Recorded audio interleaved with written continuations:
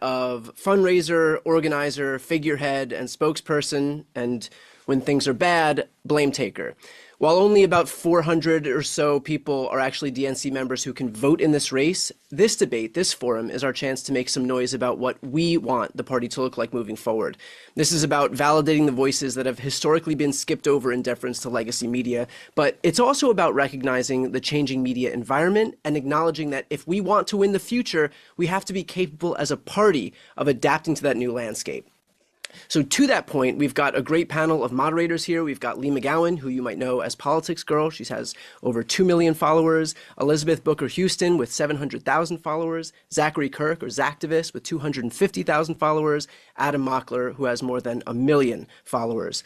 So we're all here on behalf of Chorus Media. I know you've heard about Chorus Media, but for those who haven't, Chorus is not a front-facing media company. It's actually a behind-the-scenes engine to give support to creators as they grow their own channels. So we're not trying to consolidate everybody into one media company. Instead, we're trying to give creators the tools and resources that they need to grow their own audiences, whoever those specific audiences might be. That means helping them with editing, with researching, with booking, and more. Think of it as an incubator for the next generation of democratic influencers. So if you're looking to help support Chorus, first off, thank you. Below this screen, you'll see a link to contribute. You can give a one-time donation or a recurring donation so that we can build up an ecosystem that can contend with the massive disinformation machine on the right. Okay, now the part you've been waiting for, the candidates for chair of the DNC. I'll introduce them in alphabetical order with a brief bio so that we can save their time for the more important stuff. We've got Dr. Quintessa Hathaway. For over 20 years, Dr. Quintessa Hathaway has served as a public servant, as an educator, academician, author, civil rights marcher, and politician. She is a third-generation and distinguished educator with a bachelor's degree in political science, as well as a master's degree and a doctor of education degree in educational leadership. Dr. Hathaway also leads Q Hathaway and Associates LLC, which is a results-driven education and business consultancy firm. She's a published author, poet, and has an active research agenda and several works in manuscript that discuss equality, voting rights, and educational equity in America. Dr. Hathaway is a long-term civil rights advocate and a former congressional candidate in the state of Arkansas. Ken Martin. Ken Martin's 14 years leading the Democratic Farmer Labor Party in Minnesota has stood out as one of the country's most steady, successful, and effective Democratic states. In that time, the party's gone 25-0 in statewide elections, secured 2 trifectas, and was the only blue wall state in the Midwest to hold in 2024. Because of his success, Ken has also been elected 3 times to organize all Democratic state parties at the national level. He believes in a permanent national campaign to organize everywhere, empower the grassroots, and improve people's lives. Martin O'Malley.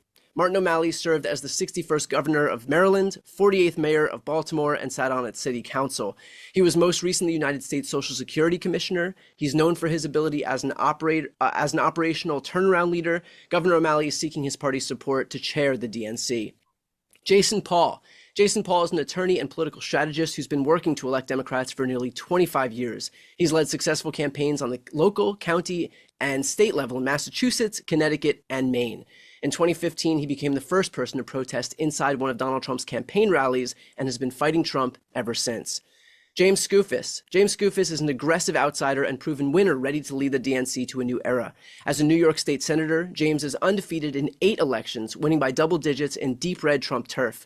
Born into public housing in a union household, James champions working-class communities and fights against corporate greed. As DNC chair, James will reject the DC consultant class, redirect investments into all 3,244 counties, and engage all voters wherever they are. By rebuilding trust and expanding our once big tent, he's focused on reforming the DNC so we can start winning everywhere.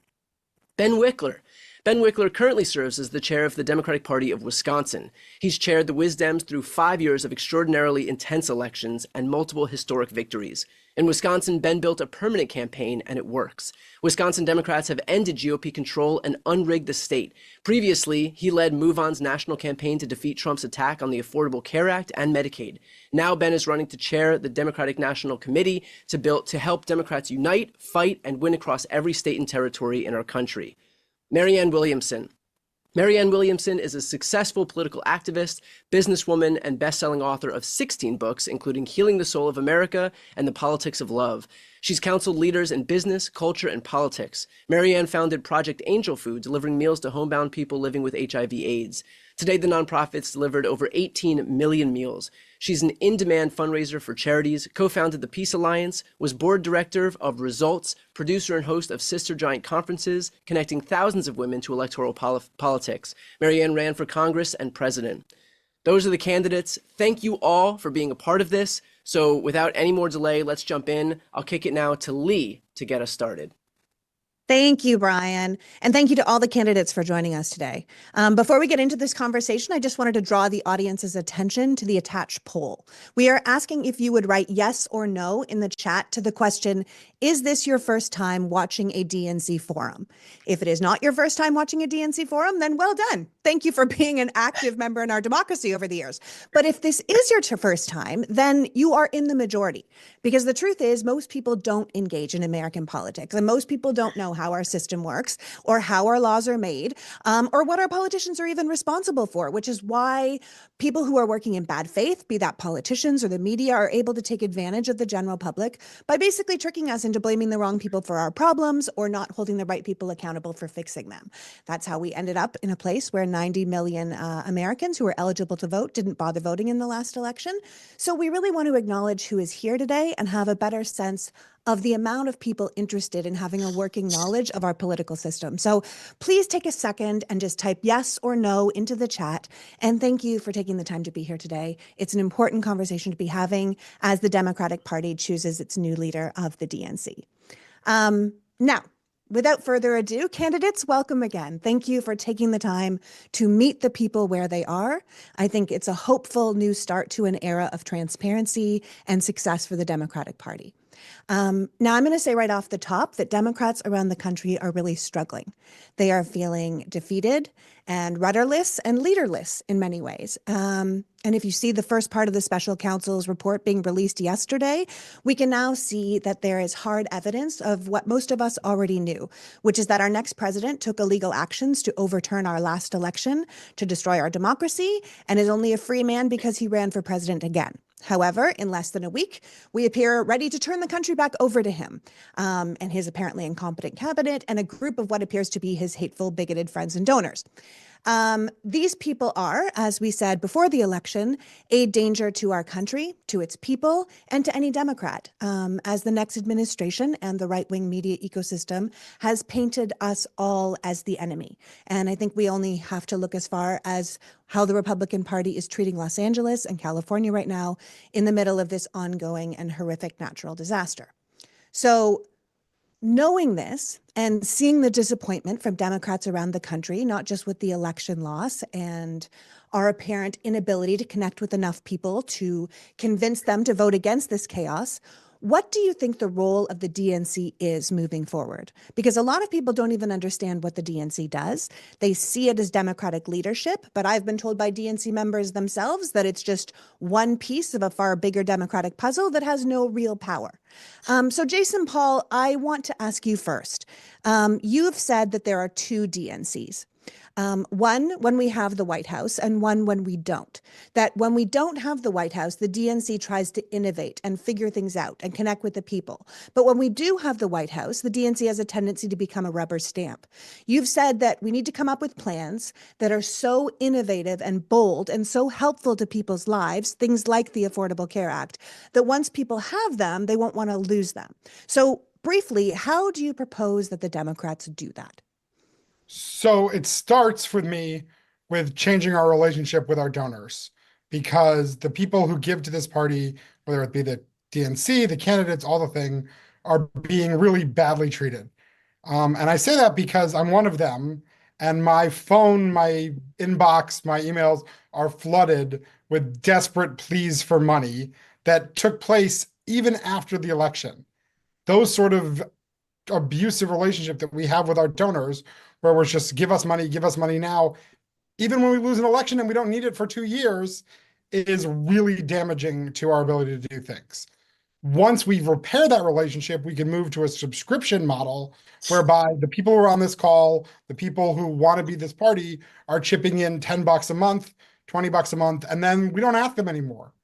And once you do that and you hopefully get the money that you need to have a party that's of abundance, then we want 10,000 paid local organizers in every county plus 50,000 and then one for every 50,000 additional population. LA can't have one organizer. That'd be ridiculous. And then once you start to have those things, then you build from there on what do those people need. In Putnam County, Indiana, the chair there wants my organizer, but he thinks that, well, are we going to be able to afford it? And my answer to him is, we have to be able to afford it. We have to be local. We have to be everywhere. That's our only way to have a party that works. All right, James. James Scofis, you've been the most vocal, I would say, in this group that Democrats can't keep playing with what you call the old, stale DC playbook. And I think most people would agree with you, but could you expand on that for us, again, with brevity for time? Sure. Thanks so much, Lee. And one of the examples that I've been sharing in some of these forums is that I've heard from DNC members in battleground states who received 15, 16, 17 mailers daily in their mailbox from national Democratic groups. And I've run enough campaigns in deep Trump territory, competitive races, to know there's nothing that 16th mailer is doing that the 15th mailer wasn't already accomplishing. And so, look, I've been making the argument for 2.5 months now that if we want to turn the DNC towards new tactics and bring in new voters and bring in a new generation of ideas and creative, innovative thought, what better way to do that than to bring in a new generation of leadership within the DNC and the National Democratic Party? And so, yes, we've got to throw out the old, stale DC playbook. We've got to stop bringing back the consultants who have failed us time and time again and try something new. And as an aggressive outsider, that's what I'm bringing to this race. All right. Marianne Williamson, I feel like you've also been very vocal on the Democrats doing things in a different way. You've said that the DNC has an engagement and a transparency problem, and that DNC members feel dismissed and disempowered. Why do you think that is? And what do you think needs to be done about that? Again, I would say speak with time in mind. Okay. Right now, the power, the money, and the decision-making is held very tightly in the hand of just a few people, including these 4 consultancy groups. And basically, most of the members of the DNC just feel like they just go to meetings and are told what's going to be happening. Now, remember, politics is not about just what happens in DC. The electorate is out in America. So one of the first things that needs to change is that decision-making and money, all forms of power, need to be changed, need to be shared with the states. Washington think is not America think, and Americans don't even particularly like Washington think. So this elite crowd who makes decisions and just dictates everybody else how we're going to do things, it's very important that we all be clear. They have failed the American people, I believe. They've certainly failed the Democratic electorate. The failure is across the board. We lost the House, we lost the Senate, we lost Michigan, we lost Ohio, we lost Wisconsin, we lost Pennsylvania. We must begin again. And the American people need to see that we're really transforming. And that's why I believe it's not enough to just take the status quo playbook and do it better. We need a complete transformation, and that will have to do with, first of all, the culture of the DNC. Certainly for myself, if I were DNC chair, a very different relationship with the staff, with the members of the DNC, with the state parties, and I also think with the people of the United States, far more real, far more authentic, far more ballsy, far more audacious, and far more real. So just less behind the doors, less behind closed doors, more transparency, more speaking with the people, or at least speaking with the state party chairs. Is that what you're saying? Yes, more than speaking, but also standing up for the actual values of the Democratic Party, so that there is no doubt on in the American people that we are unequivocal advocates for the working people of the United States. Right now, I think we read as kind of trying to have it both ways. We want to help people, but not so much it will go beyond the line past which we would be offending our donors. We've got to be clear. People need to recognize us once again as the party of the people. Too many people doubt that right now. That's why people are so afraid of Donald Trump, because he's clearly not a party of the people. We need to make it clear to people every single day that we are. Speaking of the donors, Ken, you've said one of the biggest concerns coming out of the 2024 election, and this is for Ken Martin, is that America's perception of the two major parties has switched, that people think the Republicans are the party of the working class and the Democrats are the party of the elites. What do we do about that? Because based on policy, that's obviously not true. But because the Republicans have clearly used their extraordinary messaging machine to paint the Democrats however they want, people think it is. So how do we redefine ourselves under these constraints? Well, thank you so much, Lee, and it's a great question. There are a lot of reasons this happened, of course, and you mentioned the perception problem we have. But one of the reasons is that Republicans were able to define us as Democrats before we were ever able to define ourselves, right? They spent an inordinate amount of time since 2020 beating the hell out of the Democratic Party and Joe Biden in an incessant drumbeat in non-traditional information spaces, right? Podcasts and streaming services and digital spaces where we weren't even competing. And so we need to realize that we absolutely have to do a better job. We think we sound smart when we say Americans don't read newspapers or watch TV anymore. No shit. I mean, here's the thing. About 40% of all Americans say they actively avoid the news. So when people are scrolling and consuming more information than ever before, they likely don't even consider it news. As Democrats, we've been trying to solve the problem of where people get the news instead of what news is. Republicans jumped on this and they invested in an information feedback loop to constantly portray a false image of Democrats. Republicans understand how the algorithm economy works. They understand how the lie economy works. Democrats need a massive realignment of our information strategy at every level. Engaging in creator spaces where people get their information is vital to this. Absolutely. You've also said that we can't myopically focus on 26 or 28, that the party needs to be focused on the next 10 years and not just the next two. Do you think that that's essential? It's absolutely essential because, as Wayne Gretzky once said, I sort of feel as a Minnesotan, I have to use a hockey analogy. Well, I'm a Canadian, so I'll take your hockey analogy. There you go. There you go. Well, we can't skate to where the puck is. We have to skate to where the puck will be. And what I mean by that is we can't just look at one election cycle, because if we do, then we're constantly engaged in having to recreate the infrastructure. The role of political parties, of course, is to win. But to do that, we have to build long-lasting and durable political infrastructure. We also have to skate to the moment. As I mentioned, we have to realize that the map is going to shift, and that we have to be recognize that if we're just planning for one election, we are not seeing where things are actually heading in this country. We know that the political map is going to shift. Most of the power is shifting to the South and Southwest, and we have to start preparing for that now, right?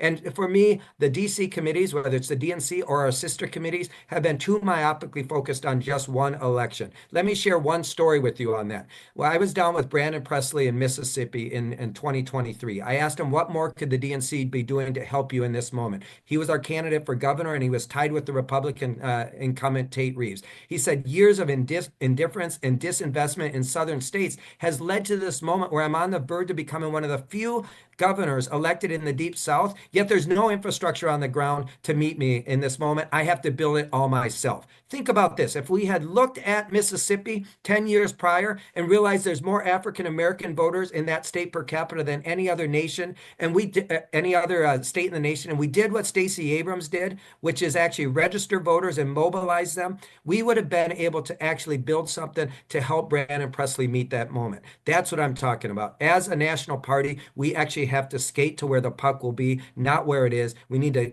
get out of just seeing beyond our nose and seeing for the future of where this Democratic Party will be. Right. Martin O'Malley, do you agree with that? Do you agree that we often, to keep with Ken's hockey analogy, we're often playing defense as Democrats? We don't go on offense enough. We allow other people to define us.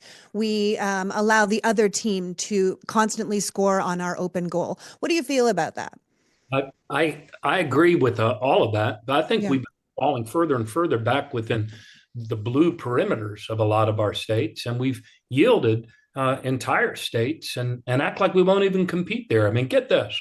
The three main sponsors in their state legislatures of abortion ban bills, the one in Mississippi, the one in Texas, and also the one in Ohio, those state legislators went totally unchallenged by any Democrat.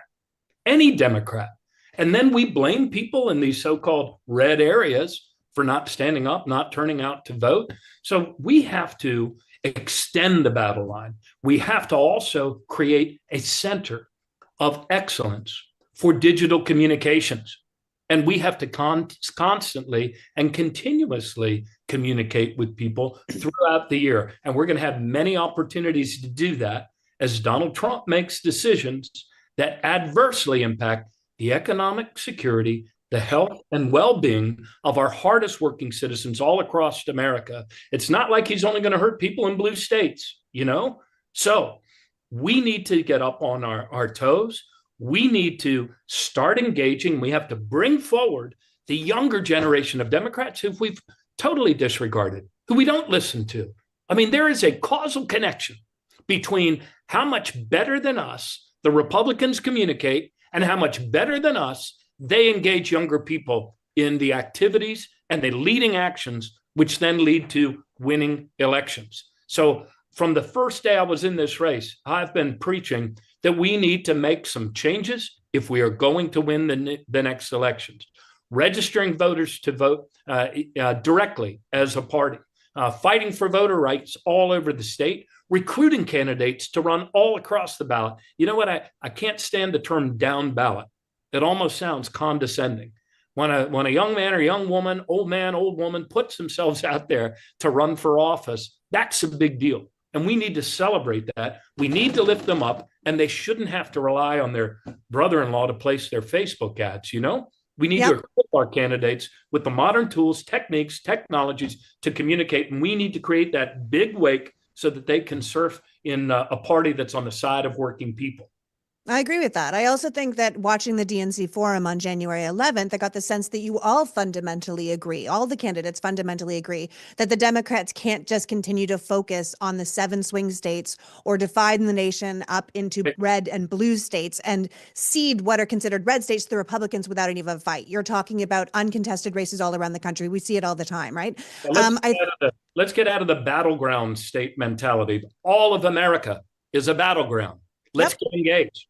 I agree with that. Now, the question is, we can't just, we're not going to just show up in states like we've been doing. If we're going to change things and build relationships with communities rather than just sort of pulling in before an election to ask for a vote we haven't earned, I would say, Ben Wickler, you've said that it's not just about a 57 state solution, meaning 50 states plus DC and our territories. It's about 57 state solutions. Could you expand on that for me, please? Absolutely. And I'm so thrilled that Chorus is having this forum because I know, fun, right? I mean, it's so great. And the folks that are watching right now, welcome to the American political battleground. The fight right now, DNC chairs race, and then we've got races all across the country, including Wisconsin on April 1st. We've got to fight every day. And that is the basis for why we need a strategy in every state that is about the fight in that state. In states where Republicans set the voting laws like Wisconsin, there's voter suppression and voter protection is essential. In states where they haven't made door-to-door voter registration illegal, which they've done in Wisconsin, but many other states, the party should be doing partisan voter registration to find and register Democrats on a year-round basis, as Ken was saying about Mississippi. And I'm honored to have Stacey Abrams' support in this race because you need to plant the tree now so it's big enough by election day that we can climb up it. Every state has different fights. The work we need to do in each state is different. But if we build a 10-year plan for each state now, then we can build a program where people can see how they can plug into that work. They can be part of winning elections, maybe flipping a mayor's seat. Maybe it's a state legislative seat. Maybe it's winning a trifecta or breaking a Republican supermajority. And if we do that work, people will know that they are part of the story of the comeback for the Democratic Party fighting for working people hand in glove with the union movement in every state across the country. We've done that in Wisconsin. We're the only state, only battleground state where we actually we're the only battleground state where we added the number of votes that Harris won among young people relative to 2020. We're a state where the shift because of Republican turnout was counterbalanced in large part by an increase in Democratic turnout across our state. And that was the fruit of year-round organizing and communication on every platform in every corner of the state of Wisconsin. That's why I'm so excited about the DNC chairs race, because if we do this right, then we're going to have a chance to win a ton of elections and deliver real change for working people. Which is something I think all of us would love to see. Now, I know that I haven't spoken with everyone on this group, but if we are going to be talking about this kind of 57 state solutions, one of the things we do need to be concerned about is our Southern strategy, a region that Democrats in many ways have sadly ignored for years. So I'm going to pass the conversation over to Elizabeth Houston, who's going to be focusing on these regions and the 92%. So I want to thank all the candidates for your time and for talking to me. And Elizabeth, over to you. Thank you so much, Lee. Hello, everybody. I'm so glad to be here. Hi, thank you for your time. So I wear a lot of hats. One of them is lawyer and law professor. So I'm going to set some ground rules for the conversation I'm going to have with you. The first one is timely. I need you to try to keep your response to about 90 seconds, just so we can cover as much ground as possible. I also need you to be responsive. That means if I ask you a yes or no question, answer with yes or no first, and be as specific as possible. I don't want to hear about infrastructure. Please do not use that word in the conversation with me. If you're talking about infrastructure, I want to hear, what does that mean? What are you talking about? You're talking about transportation services? You're talking about, like, explain it for the people. So first of all, raise your hand if you know who the 92% are.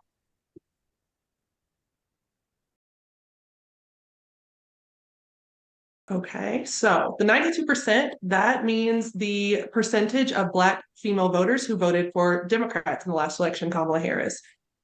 So what we're talking about there is Black women are exhausted, dejected. To be blunt, we're tired of this shit. And we're tired of constantly doing work and seeing pretty much no outcome, very little reward. And in particular, we're tired of our roots being ignored by Democrats because the majority of Black Americans live in the South. We have a lot of ties to the South. I myself am from Memphis, Tennessee. And so to see the South be so left out, for example, to see the DNC last minute bump the Tennessee 3 off of speaking on that stage is very hurtful. We get very offended by that kind of behavior. And I want to direct this first question to Dr. Hathaway. Thank you so much for being here, my fellow Tennessee native. I'm so honored to be in your presence today. And I just want to know, do you think that the next DNC chair needs to focus, have a concerted effort on the South? And if so, why and how? Hello, Ms. Houston. It's always good to hear from fellow Tennesseans. I used to go back and forth through Memphis many times over the years as I was traveling from Jackson, Mississippi, back home to my native land of Nashville, Tennessee, and also come across I-40 when I would come out of Little Rock, headed home to see family, friends, and also to go to my house of worship in Nashville. I'm so glad to hear that all of us that are running for the chairship have decided to take our direction, our stance along going down this path of the Southern strategy. I've been saying this since I entered into the race, that is the bedrock, the battleground for the African-American vote. If we look back over the course of history, in 1984, as well as in 1988, when Reverend Jesse Jackson ran for the presidency of the United States, he came up very formidable in the Southern United States because the African American vote is what carried him forward to be able to win several caucuses as well as primary elections. I think at this present time, we ought to adopt a similar strategy, given that we need to make the intentional investment to get as many people registered to vote in the region, to mobilize them, and to turn it out. I'm so glad that Ms. Houston brought this up. From the statistics that I saw, 94% of African-American women voted for Vice President Kamala Harris, and approximately 80% of African-American men voted for Vice President Kamala Harris in this last election. Oftentimes, when we want to touch upon race and ethnicity in our politics, it is a real and ever-present matter because history has been a dictate of this American experiment with democracy. We are going to have to spend the financial resources, the human capital resources, as well as speak directly to the interests of African Americans, as well as the second most leading voting bloc in the Democratic Party, which are those of Hispanic descent. We must be multilingual in our approach. Even just maybe a couple of years ago when I was running for the congressional seat in Arkansas 2nd District, I've actually created a national voter registration document. Multilingual, electronic. I mean, at some point, if given the opportunity to be the next chair, we can implement that. But I'm telling you all, we have to go into the South, mimic what happened in 1964, bring people from all over the country to be the epicenter of the South and get everyone prepared to flip the South blue, because we have conceded the South to the Republicans. No longer can we not be involved in the litigation process, not addressing racial and partisan gerrymandering and cracking of our urban centers, because on any given day, urban centers are what leads the Democratic Party. That is where the majority of people of color in this country actually live, and the majority of the African American population still to present day resides in the South. Dr. Hathaway, I want to ask a follow-up question because you touched on something. When I let my followers, my supporters know that I was going to be doing these interviews, I had a lot of folks bring up, well, what can the Democrats do when the Republicans have gerrymandered everything? But it sounds like what you're saying is it's not time to lay down and die, that the DNC and the Democratic Party has the power to actually fight against this gerrymandering, but haven't done enough to do so. Is that what you're saying? That is correct. So I was an amici on a racial gerrymandering case, Simpson et al. V. Thurston. I filed my brief back in February of 2023 to express just that. As I was conducting the research for my brief, because I wrote it myself, I think I can, do some legal work here and there. But as I was doing the research for my brief, I saw that Republicans, the RNC, as well as their army of attorneys, there's one attorney in particular, he has a unique kind of name. He was the main individual filing the briefs on the behalf of the RNC. There was an absence of the Democratic National Committee filing briefs. Immediately upon my election to the DNC chairship, I planned for us to assemble an army of attorneys to go out and file briefs on the side of those that are against voter suppression, to expand the tenets of voting rights, to go after racial and partisan gerrymandering, also to work with our brothers and sisters in organizations, as well as private individuals that are willing to step out from the fray and make this a central issue when it comes to expanding voting rights in this country. Also, I believe it was on yesterday, we sat in a forum. And in that forum, there were people, scrolling through, writing comments. I was trying to be as participatory as possible. But some people are upset that we are not doing enough to court the Black vote. The DNC must do better, because the United States of America is blackening, browning, reddening, yellowing, and becoming less white. And we must speak to each of those demographic shifts. Thank you so much for that response. I do appreciate that. And I actually, I want to turn it over to Governor O'Malley. You made it just below the Mason-Dixon line. So I got this question for you as the former governor of Maryland, which is actually my current home state. Really? Yes, Where do you absolutely. live? Silver Spring. Silver Spring, okay. That's where I grew up in a small log cabin.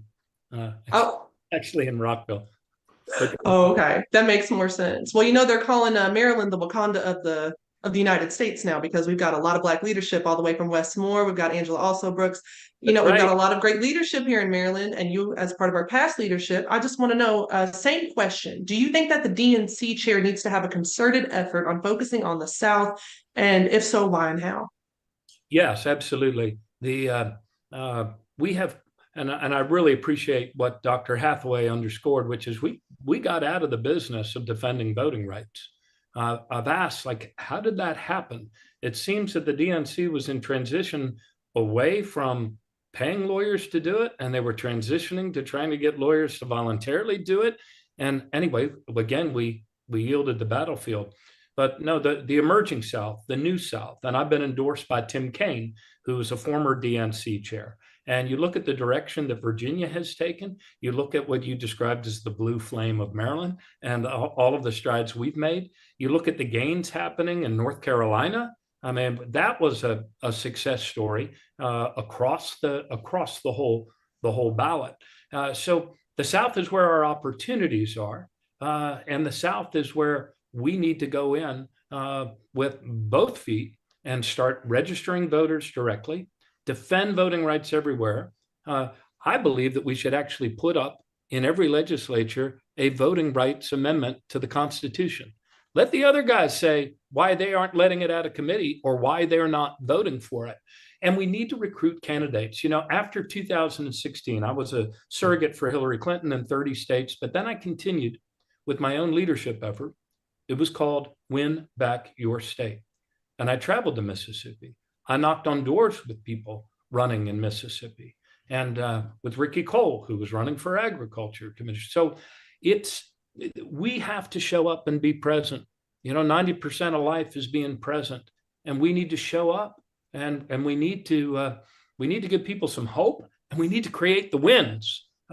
We neglect county courthouses. We neglect the register of wills. There are so many offices that we could recruit people to run in. And you know what that takes? In a time of diminished trust in all institutions, there is still one authority that leaders do have. And two, actually, the ability to focus, the ability to convene, to call people to action.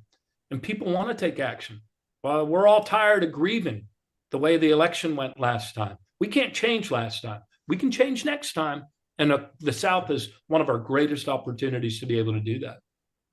I agree. And I appreciate what you said about how we just stopped fighting for civil rights, which, as someone from Memphis, Tennessee, we say that bullet rang through and assassinated Martin Luther King Jr. And it's like the city froze in time. So for so many of us in cities in the South, it's just like we kind of got frozen in time and forgotten about. And mayors, you know, the other thing that we neglect are the mayors that we have all the mayors. The mayors. I actually do want to follow up on something about the mayors because you bring that up. Because you led the state that holds the great city of Baltimore, right? And I always say that Baltimore and Memphis have two things in common. We're both a little too black and too scary for a lot of these Republicans. And I just want to know what you will do as chair to hit back hard at the Republicans and stop how they demonize, destabilize, and disenfranchise these black cities like Baltimore, Memphis, St. Louis, Atlanta, New Orleans, because these assholes called Mayor Brandon Scott a DEI mayor because they couldn't use the N-word because they get knocked out. So I want to know how you're going to knock them out. Yeah, I'm going to create a desk at the DNC for our mayors. Our mayors, I was endorsed last week by 60 current and former mayors, including Shirley Franklin, Wellington Webb, Mitch Landrieu. And we tend not to appreciate, and also Mayor Woodfin from Birmingham. So we tend not to appreciate the truth that people relate to their mayors. They trust their mayors. Mayors talk to kitchen table issues every single day, and they deliver tangible, visible things that people can see. So we need to make much greater use of our mayors to communicate. They are trusted messengers, and they can't be an afterthought. And that's generally what we do as a party. We think of White House, Senate, Congress, and we forget the fact, you know, we bemoan connection in places close to home, and yet we have an abundance of mayors. And we did hit back strongly. You know, a lot of times when these Republicans talk about city and those people who live in the city, it is absolutely intentional. It is coded, and we have to stop taking it. You remember, Donald Trump excoriating Elijah Cummings, who was my friend. Oh, I remember. About Baltimore as a rat-infested hellhole. We can't let that pass. We have to fight back against that, because there's a lot of people in cities who feel like we've abandoned them, just like people across the South. Absolutely. And thank you for that, because as I said, we've got to have this effort. I don't think I saw, the mayor of Birmingham until I went to the executive order signing at the White House when it came to addressing gun violence. It took a tragedy for me to even be made aware on a national level of, this amazing mayor. And so thank you so much. I do actually want to also go back to Dr. Hathaway, because I have another question. And I know that you understand, and you've touched on this, how Republicans do a lot of dirty work when it comes to taking over state politics. Stacey Abrams and the Tennessee Three can't do it all. They can't just keep trotting them out when they need to, right? And I am wearing my Thank You Stacey Abrams sweatshirt today, but come on, she can't do the whole thing by herself. And so I want to know what you will do as the DNC chair to ensure that Democrats fight like hell below the federal level, because people want to see Democrats put Vaseline on their faces and tie their hair back. Very tired of just taking hits and not hitting back. There have been several times, especially here over the last 3 or 4 years, that I have been in Nashville for family purposes as well as for political purposes. The state legislature just convened today. It was really my intention to be in Tennessee today, but some things kind of got shifted around.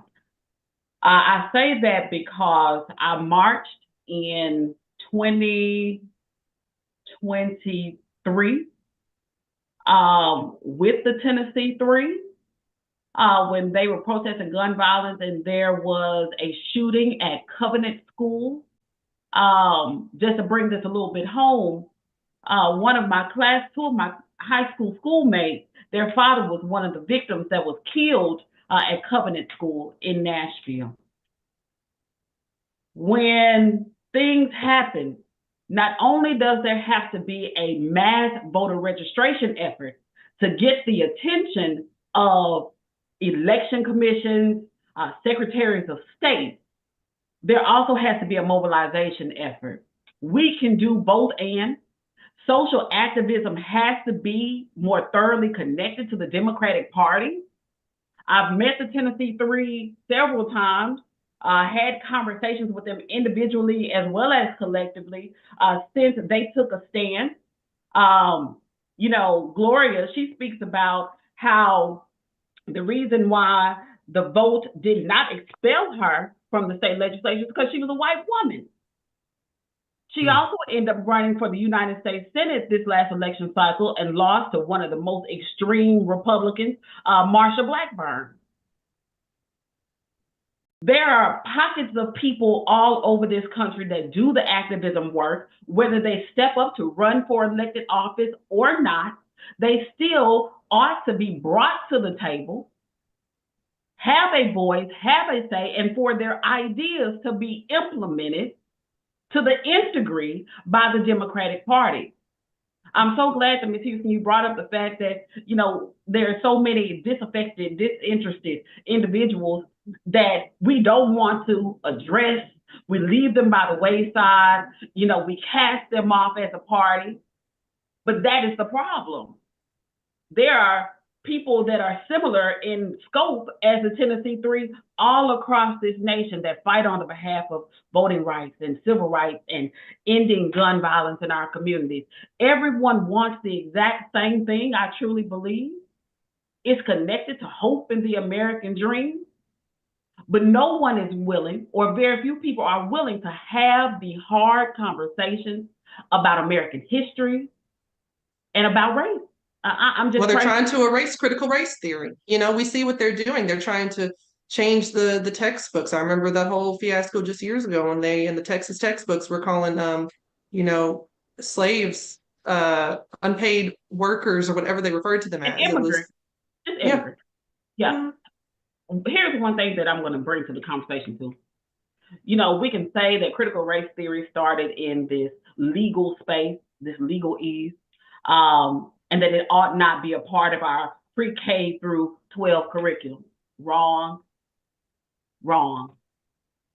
Black history is American history. Hispanic and Latin history is American history. Those cultures, Asian history, minority history, women's rights, all those things ought to be folded into a cross-curricular manner.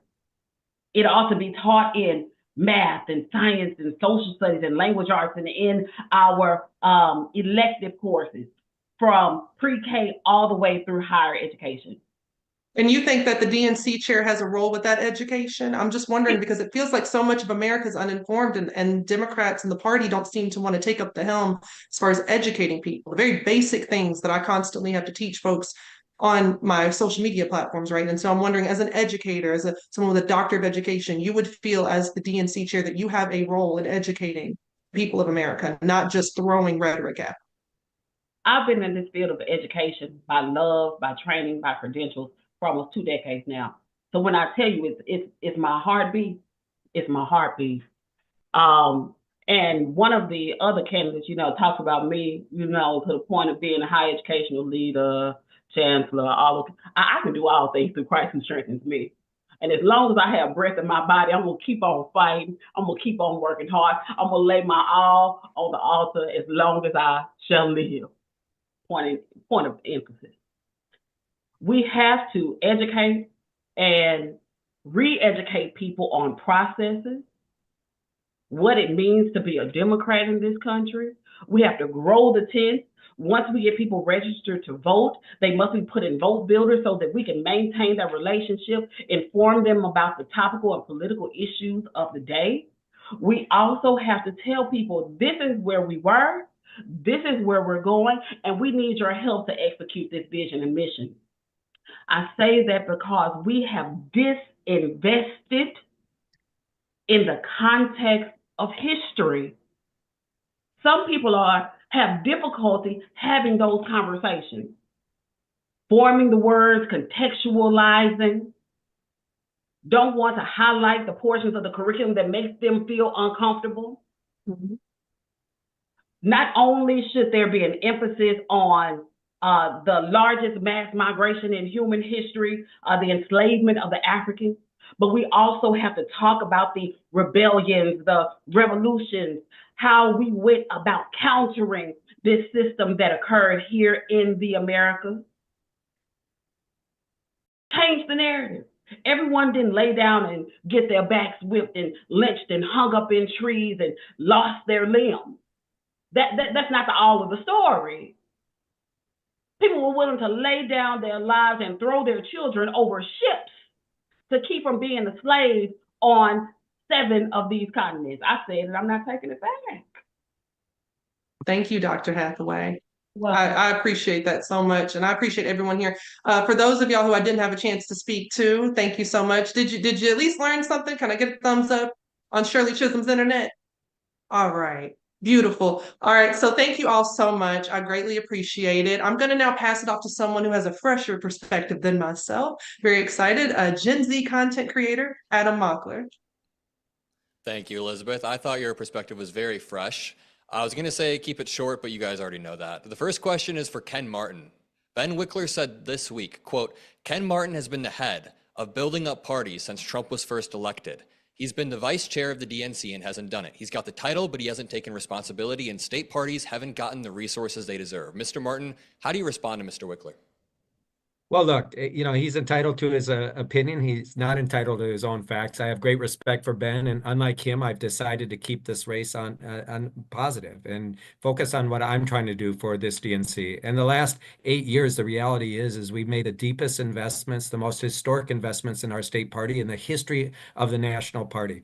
And the reality is yes, we should be doing more. I don't disagree with him, but I don't control the purse strings. We negotiated in 2017 at a time when the DNC was deeply in debt. Remember, in 2016, we came out of that election. The morale was low. The DNC was in debt, $76 million. Our data infrastructure was way behind the Republicans. And of course, our state parties had been hollowed out the 8 years prior under OFA. In fact, there was no more 50-state strategy that Howard Dean created in 2005. That was completely eliminated. Our state parties were not receiving regular funding on the SPP on a monthly basis that they could plan around. There was no such thing as the Red State Fund. There was no such thing as a State Party Innovation Fund. These were all things I put together and created when I came into this role as the president of the ASDC. So it's just not right. It's completely wrong and erroneous to suggest that the state parties aren't receiving the support that they need. They need more, absolutely, which is why I say we need to double down on the 57 state party strategy that I actually wrote. We need to do more to support building the grassroots of our party. As I've said, we need to get the DNC out of DC, focus on a partnership exclusively with our state parties to contest every race in every zip code in every county throughout this nation. And look, I get it. You know what? I'm not going to get into it, only to say that we're going to keep our race positive. I deeply respect all of the candidates running in this race. And I will say this, Adam, I appreciate the question.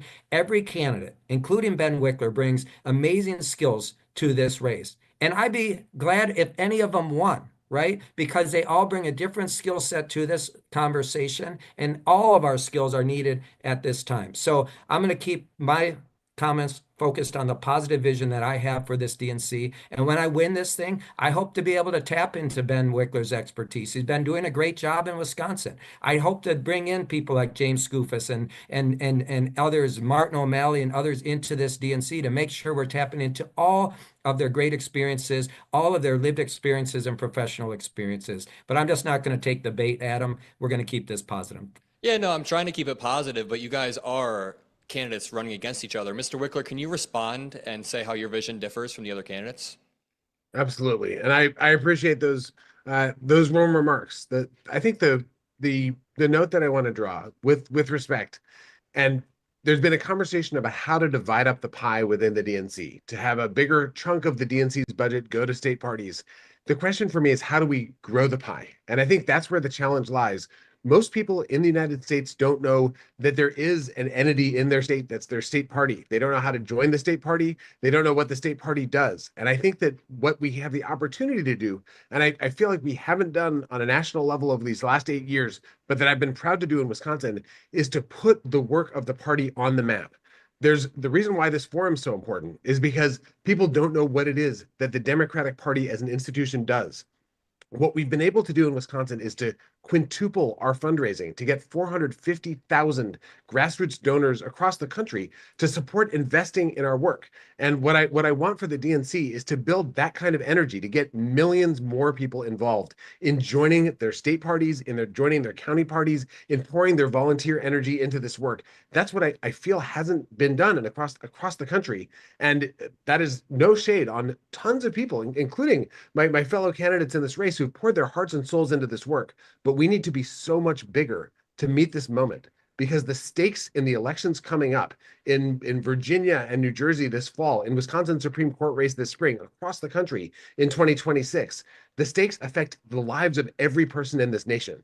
And we're going to need a party that people feel inspired to join, that is visible, that is winning, that is doing work that people can connect to.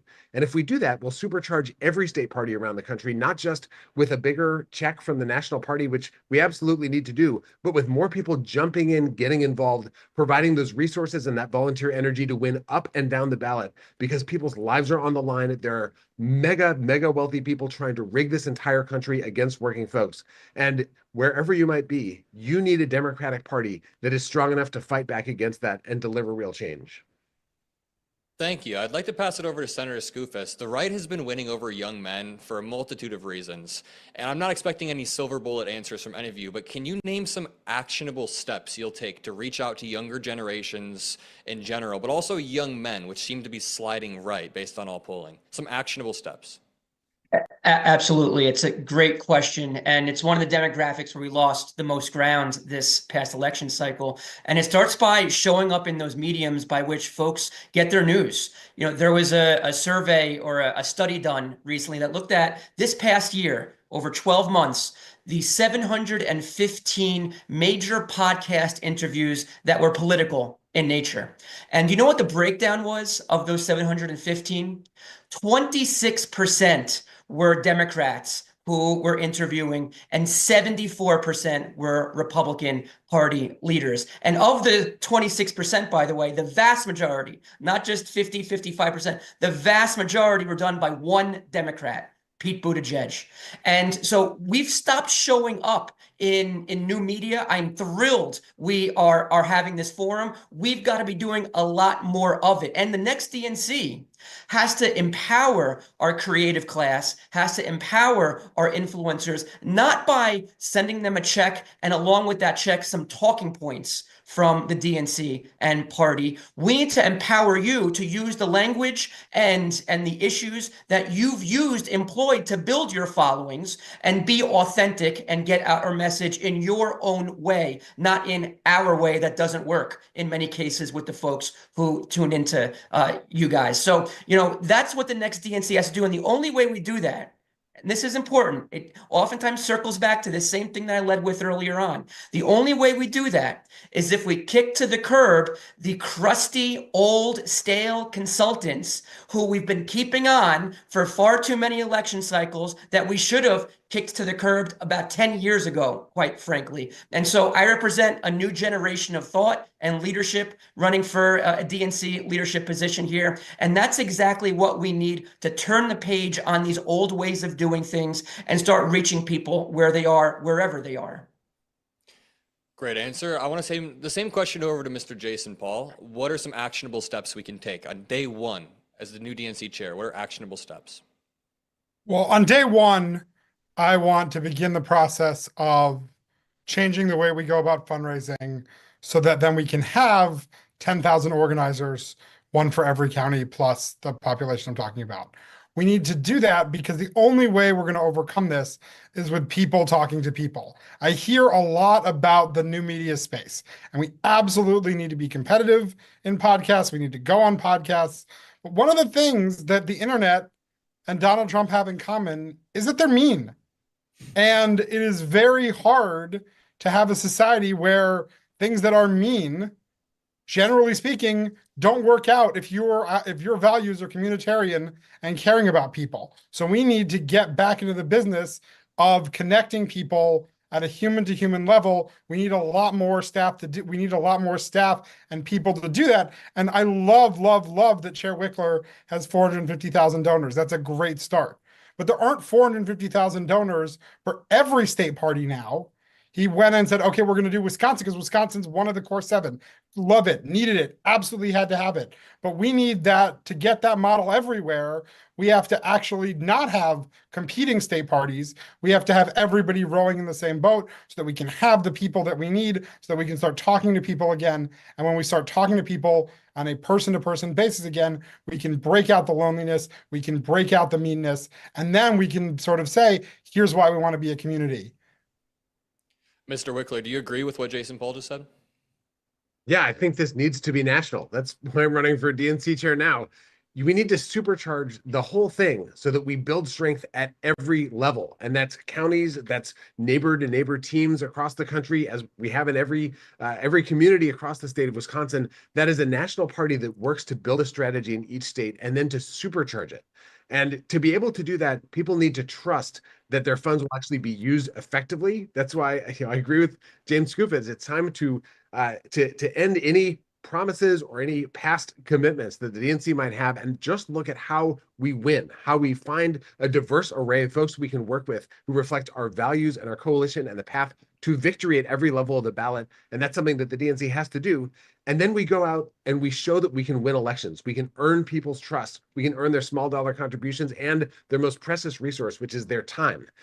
In Wisconsin, we've been able to build tens of thousands of volunteers into the daily fabric of our work. We knock on doors year-round across the state, and we work in every election in a way that builds our strength for the next one. And I know there are Democrats in every state party that are hungry to do exactly that and haven't had those kinds of resources. What we need is, I think, a DNC and a DNC chair who has the experience of supersizing that kind of work so that we're building from the bottom up across the country in a strategy that makes sense in each state and adds up to a party that fights for working people in every corner of this country across race and ethnicity, gender, geography, generation. We need to be a party that when folks think about Democrats, they think fighters, people who are fighting for people like me. And they recognize that the Republicans are the party that tries to divide us up so they can rip off every person across this country. Final quick question to Ms. Williamson. Democrats made gains in the Rust Belt states in 2020 and 2022, but it seems like we lost that. How do you propose we rebuild trust and rebuild a winning coalition in those areas? Concisely, thank you. Well, one of the things we have to admit is what has happened to those states. And some of the terrible things that have happened in terms of taxation, in terms of some of these trade deals, the pain that has been experienced in these states, the Democrats and sometimes have initiated those things and certainly sometimes have gone along with them. You know, I think that a lot of what's happening in the Rust Belt is related to some of your questions about men. I lived in Detroit for 8 years, and I was a non-denominational minister at a large church there for 6 years. There were men who were usually having jobs that were tied to the automobile industry. And when that thing went down and everything crashed there and those businesses fell apart, people's lives were so destroyed. And one of the things I saw over and over and over again were men who had had good careers, men who had had good paying jobs, would be sitting in my office and there were tears streaming down their cheeks because this wasn't just a financial crisis as it would be for most women.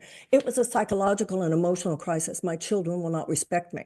I can't bear the fact that my wife is paying for us. There is a pride in the Rust Belt, and that had to do with productivity and creativity, and particularly for men. And I want to say something else about men going over to Trump.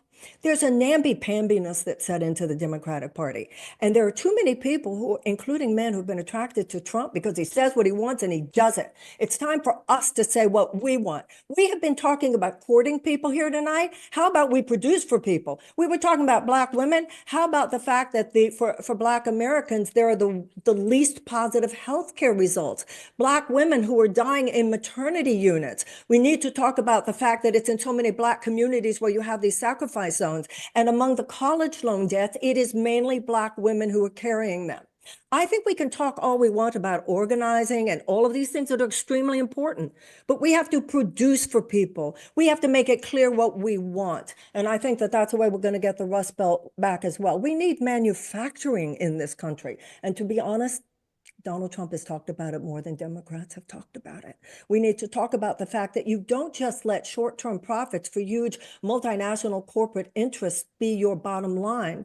People's lives thriving are your bottom line. Humanitarian ideals, democratic ideals. We have allowed this Rust Belt to be devastated, not just the economy. When an economy is devastated, people's lives are devastated. And we need to talk about healthcare. We need to talk about education. We need to talk about the environment. We need to talk about that. We don't even have to go get people. We will attract people as well as go get them once we're standing for things that we believe in. And that should start with places like the Rust Belt. Yep, I agree. I think young men will appreciate if we can have a little bit more punch in our messaging. Thank you. Metaphorically, obviously. And we have a weak underbelly. Yep, I'd like to finally pass this off to Mr. Zachary Kirk, an author, an educator, an activist, to close this panel off. Thank you, everybody. Adam, thank you so much for the pass off. Thank you guys to everyone who's been here. This is the last round of questions. We are almost done. I've thoroughly enjoyed every single response, and I definitely personally feel as though I've gotten a much deeper understanding of who you are and what you bring to this opportunity. So I'm someone who's rooting for all of you. I'm going to ask just a few questions to end us smoothly. With the first one going, so with candidate Williamson, you were the last one there, and now we have one more for you here. And this is my question. How would you address the growing divide between progressive and moderate factions within the Democratic Party, particularly at the local level, where these factions are getting way more vocal and way more diverse and polarized? What strategies would you employ to foster unity within our party while still allowing for healthy debate that moves the entire Democratic Party forward? We've got to stop being so afraid of people having a debate and a conversation and not agreeing. The messiness of democracy is part of the power of democracy. What we saw in 2024 was people kicked off ballots. What we saw was a suppression of a primary for that very reason. We all have to be together. We all have to decide. We can't disagree. That's not what democracy is, and that's not what the Democratic Party is supposed to be. Yeah, some people are more moderate. They get to be. No one has a monopoly on truth. No one has a monopoly on truth, and everybody gets to own this country. I'm telling you, if I'm at a dinner party and the progressives are shouting and the moderates are shouting and the conservatives, that's a more exciting dinner party to me, and it's a more exciting party. This idea that unity is where, okay, no, we're not going to disagree. That's not unity. That's just an alliance. That's not deep. We are unified on values. Our cohesion must not just be external. It must be the fact that we believe in a party that advocates unequivocally for the working people of the United States, particularly in response to this neo-fascist assault coming at us, which is all about sucking the resources from the bottom 90% of the American people into the hands of a very few, cutting out things like Medicaid, drill, baby, drill, more and more defense spending. That's where we are united on our values. And we need to be honest, nicer to one another. Democrats have got to stop attacking other Democrats. We've got to stop putting people down because they don't agree with us. That's how I'd handle it. Everybody talk, everybody yell, everybody have fun. That's what democracy is. And when I was growing up, that's what the Democratic Party was. How do we get that message out? I think that's a great message, right? Like, we can disagree. It's good and healthy to have these debates. It grows our party. But how do we get that message out from the DNC chair position to really make this broad coalition work? The Democratic Party's always been a big tent, but inside that tent, we keep fighting. But not only are we fighting, we're letting the fight get outside of the tent. And that's something that, unfortunately, our Republican counterparts tend to do a little bit better at maintaining. How do we, from your seat as a chair, how do we make that part happen? Keeping the fight healthy and robust, but keeping that fight a little bit more internal. We demonstrated. And that's what I think is a very important role of the new chair of the DNC. It shouldn't be people who have kicked people off ballots. It should be people who say to everybody, you want to come into my, because this is how I see it. If you have an idea for a more beautiful America or a more beautiful world, come into my office. And my marker of success would be that when that person left my office, they felt I heard them. The young kids who were talking about Palestine, the young kids who were talking about Israel, whether it's somebody talking about healthcare, whether it is somebody talking about education, everybody should have a voice, and everybody should feel that the DNC leader is not just strategizing, oh, we're going to listen to these people, but not these people. I would demonstrate something very different than the elitist, arrogant, top-down leadership that has been far too not only prevalent within the DNC, but obvious to the entire country. This would be a whole new day. Everybody come in. I want to hear you. That doesn't mean I'm necessarily going to agree with everything, but you have a place in this party if you want to make this a more beautiful world. Thank you. Candidate Skoufis, I have the same question for you, my friend, which is, again, how would you address this growing divide between the different people under our tent, from our leftist all the way over to our moderates? How would you address that divide? Thanks for the question. And I'm going to say something I don't think I've said in any of the dozen or so forums that we've all participated in so far, and that is I agree with Marianne Williamson on this question.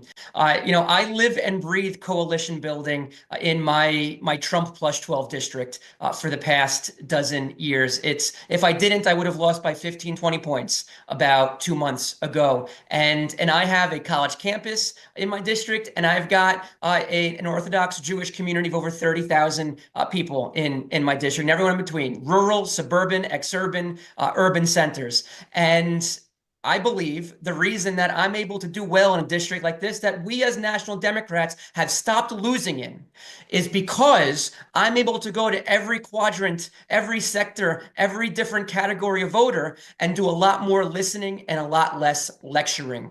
And even in those urban areas where it's a majority minority community, I'm a white guy who spent most of my time growing up in the exurbs. I overperform the top of the ticket even when there's a person of color at the top of the ticket, because voters are less concerned about us as a party, us as candidates, sorting them into these academic categories and buckets that I think we've fallen into the trap of as National Democrats in recent election cycles, and a lot more interested in being heard and having something done about the issues that they care about. And so, yes, some of my first meetings as DNC chair would be going to the Teamsters, going to the firefighters union and telling them, look, we clearly have not met your expectations. You didn't support our top of the ticket for the first time, and as long as people can remember, and it starts by me telling you, we want you back in the coalition. Yes, we still are the Big Tent party, but our Big Tent has been shrinking over the last many election cycles. We have not dominated in a national election since 2008. 16 years ago was the last time that we romped the Republican Party nationally, and we've been hemorrhaging voters ever since. And so, yes, it begins by going back to these folks and saying that, yes, we want you back in our coalition. It's not going to take 1 day or 10 days, maybe even 100 days to rebuild that trust. But it starts by going to them and saying, we want you back. How do we earn your trust back? That's certainly something that I would prioritize as DNC chair. So my next question is going to go to Dr. Hathaway. But before I go to Dr. Hathaway, I want to follow up with candidate Skoufis, and I want to say, why is it that you think that we have hemorrhaged voters since 2008? Oh, that's for me? Yes. Why have we? Why do you think that the Democratic Party has hemorrhaged voters since 2008? There are a lot of reasons why, but it all comes down to we have created a trust deficit with a lot of voters. And by the way, that's not just voters that are in the middle, center left or center right. It's the other end of our once big tent that has been fraying in recent election cycles as well. And so how do we get back to rebuilding trust? One starts by showing up everywhere. And we've been talking, every candidate's been talking about, we're going to start showing up everywhere again. We're going to start meeting people where they are again. Unless you've been to a hunting club and have told those folks, Democrats are not taking your guns, unless you've been to a chamber of commerce and talked about increasing the minimum wage like I have in my Trump district, I don't want to hear from anybody about showing up everywhere if you haven't been doing it already. I've been living and breathing it every day for 12 years. So yeah, we got to meet people where they are and start being a national party again. And we talked about the South a lot before. And why now?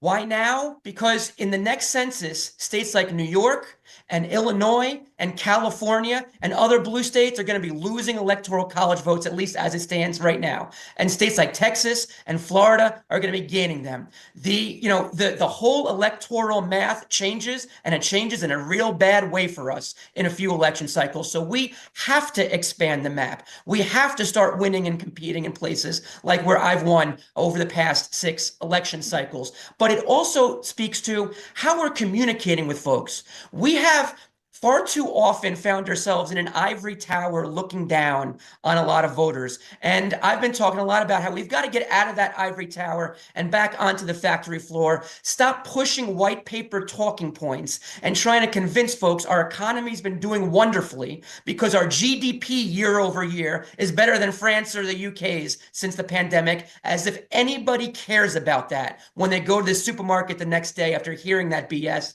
and seeing that their food prices have doubled over the last several years. We've got to be real with people. We've got to stop being overly academic and overly politically correct and start doing something about the issues they care about, even if those issues are uncomfortable for us sometimes.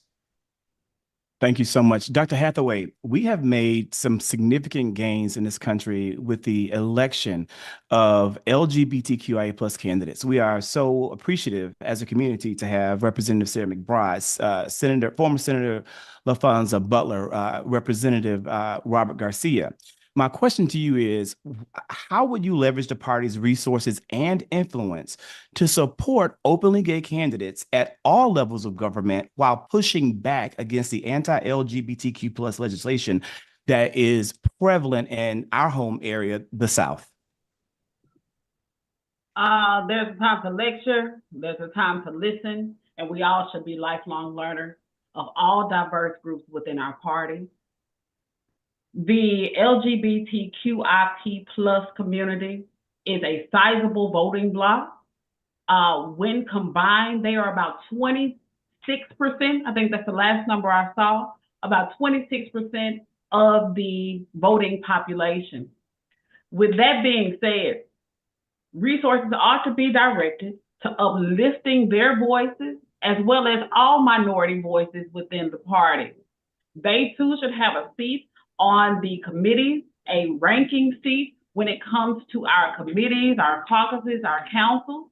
They should have the autonomy and freedom to be able to come out from the shadows and recognize that they have a vested interest and we have a vested interest in who they are as a people. I know those buzzwords that we tend to toss around, love, who you want to love, all this kind of stuff. But is it tangible? Is it real? Do we feel it? Is it in our heart? Are these people in our family? Do we really accept them for the way that they are? Because they're not changing, even though some people may want to convert them and demonize them and, all those things. But compromise is not a dirty word. I marched. I was in my home state. I'm in Tennessee quite often. That's where my family is. But I marched with the Pride Parade back in, was it April of this year? And we could all say, I have friends and family members that are part of this community, but that's a reality. Like, they are people just like everyone else. They are entitled to equality in their families and their relationships, to adopt children, not adopt children, live singularly, have equal access to health care just like everyone else. I campaigned on that in 2022 when I ran for Congress in Arkansas. But is it really in our heart? Or are we doing the realistic things to make that a part of our lives and the fabric of this country?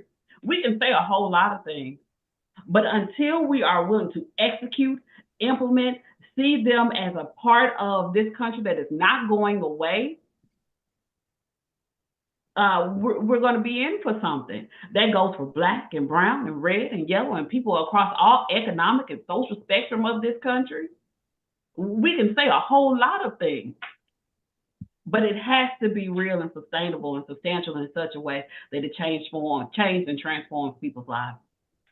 Thank you. Thank you. Candidate Winkler, there are people who say that there has been too much priority spent in the last election cycle on garnering the support of the Black vote. What do you say to people who have that criticism, and how can we ensure that the needs of all Democratic voters and really all United States citizens are a part of your platform if selected as DNC chair?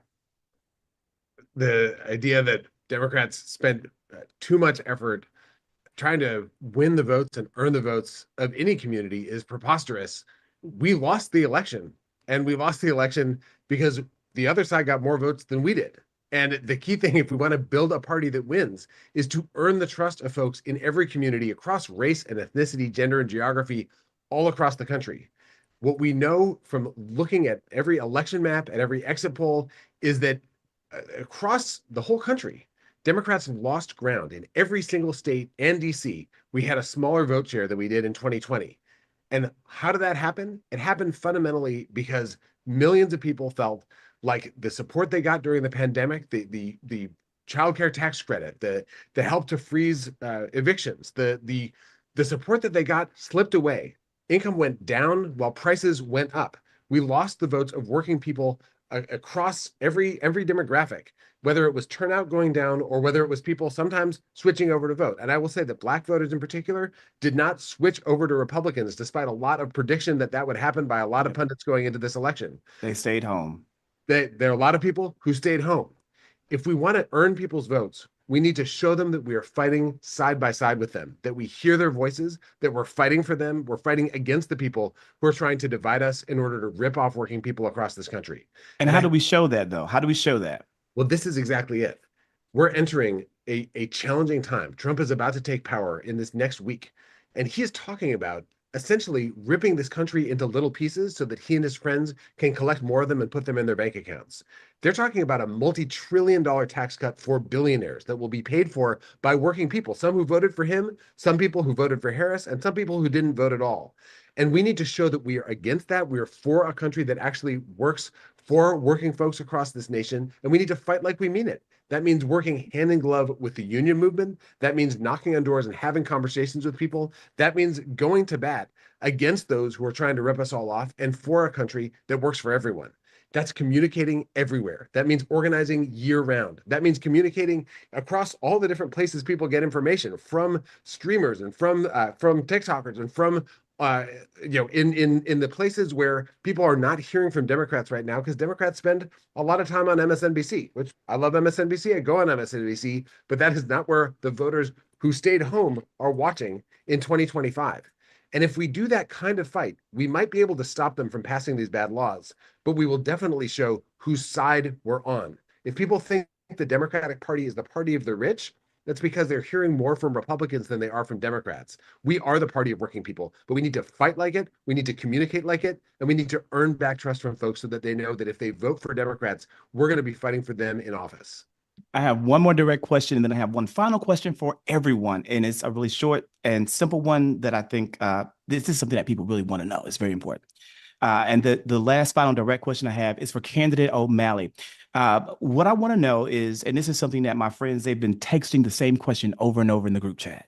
And they want to know from you specifically that the Democratic Party oftentimes is being put on the continuous defense. What would you do as chair to create and craft a message that puts the Democratic Party on the offense, pushing back against authoritarianism and fascism? Yeah, look, this is the challenge of our times. I'm running for DNC chair because I know that the speed with which we reclaim this party's mantra of fighting for working people, fighting for economic security, is going to determine not only whether we win the next elections, but whether we preserve this republic. This is do or die time for us. So we need to up our game. We need to go on the offensive, and we're going to be able to do that, sadly, because of all of the things that Donald Trump's going to do, not only to harm the interests of the hardest working people. I mean, and that was the through line in this election. You know, the more inflation outpaced somebody's earnings, the more likely they were not to go to vote or to take a chance on hitting the refresh button for a really horrible person who feels like, who has absolutely no respect for this republic and what this republic means. So this is definitely offense time. We might be the party in opposition, but that doesn't mean that we have to be on defense. We need to go on offense. We need to organize all the voices of this party. We need to get influencers, creators, all of the people that can fill up the tube, which is now the public square online, with the truth. The truth can defend herself, but she needs to be stated first. And we need to make sure that we are calling in that truth and make sure that that truth is marching all across the social media channels that people listen to and where they get their news. It's about the economy. It's about the republic. And we need to punch. We need to punch hard, and we need to punch as a group. Thank you so much. I think we do need to punch, but in addition to punching, we also need to eat. And so this is my final question to everyone. And I'm going to turn it back over to our amazing host, the one and the only BTC, Brian Tyler Cohen. And the question for everyone, and we'll start off with candidate Martin, is this: what is your favorite snack? Real quick, keep it just honest and blunt. What is it? My favorite snack is beef jerky. Goofus, what you eating over there? Ice cream right after this. One of my vices. Candidate Williamson. Green grapes. Green grape. Only Candidate when they're Paul. hard. When they're hard. So I'm Cheerios. I eat a ridiculous amount of Cheerios. It's bad. I don't know if that, with the genetic modified food, I know somebody, may not be very happy about that. Candidate Winkler. I like ice cream with as many chunks as possible. And sometimes, if I'm honest, I'm eating for the chunks rather than the ice cream. Dr. Hathaway. Chocolate chip cookies and red delicious apples. Candidate O'Malley. Old pizza. Old pizza. And No, I think I that's said old, not old. Oh. Thanks. And I think that hit everybody, right? Didn't leave anybody. That's all my candidates on the table, right? Brian, take it away. And for me, it's simple, it's plain, it's just Lay's. Plain, simple Lay's. Brian, back to you, my friend. Thanks, Zach. All right. Thank you to everybody for being a part of this. Two important notes here. The first is that this was the most watched DNC forum in history, which I get it, low bar, but still there were tens of thousands of people who did tune into this. And second, the audience for this forum was composed of 85% first-time viewers. That is a testament to how potent independent media is. It's a win-win. More people watching, more new people watching, and more people who feel like they have agency in this entire process, a process that was otherwise pretty obscure before now. There are just over 400 people who are ultimately going to decide this election for DNC chair. That vote will take place on February 1st in Washington, D.C. For the viewers, if you are excited about somebody, please feel free to post on social media about them. Feel free to volunteer. Feel free to donate. We've got agency here. We've got voices here. So please make sure to use them. Thanks again to the moderators for a job well done. Thank you to the candidates for taking the time tonight and for putting your trust in independent media. Thank you to Chorus Media for sponsoring this, and for those who want to support Chorus Media beyond this, you can follow all of the social media channels at We Are Chorus. And finally, thank you to the audience for taking time to watch this and for having a stake in the future of this party. All right, good night, everybody.